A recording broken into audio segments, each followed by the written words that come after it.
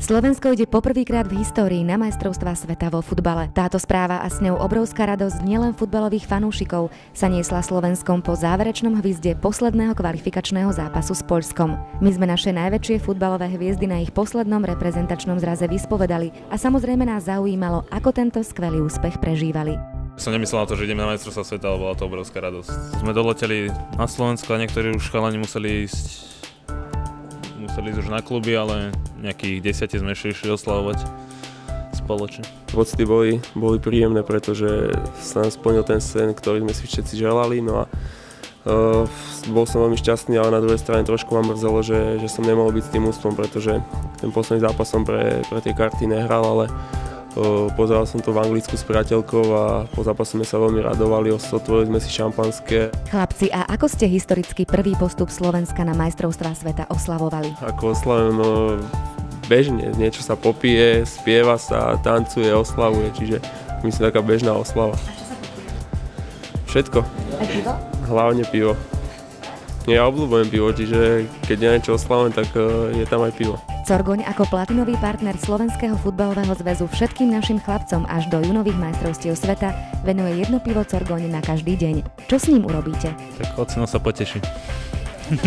Aj doktori odporúčajú jedno pivo zdravotné na jeden deň, takže je to, myslím, že v pohode. Na kvalifikačnom zápase s Českom s neopakovateľnou atmosférou zmeral Corgoň na tehelnom poli hluk fanúšikov.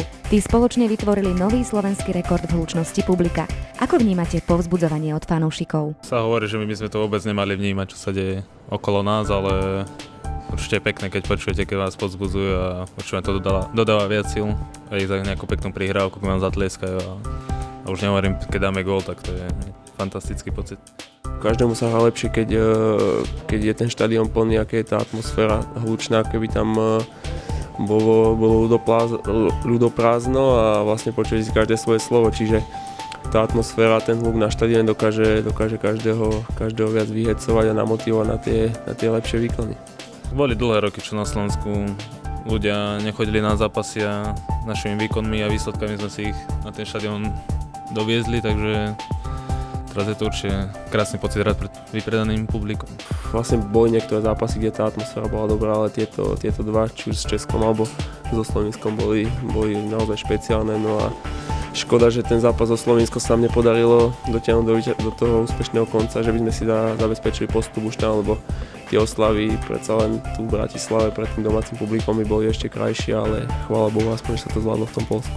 Marek, a čo tvoje vlasy? To bol sľub, takže ak postupí na majstrovstvá sveta, tak sa dám vyholiť, tak chalani ma v pondelok. Hej.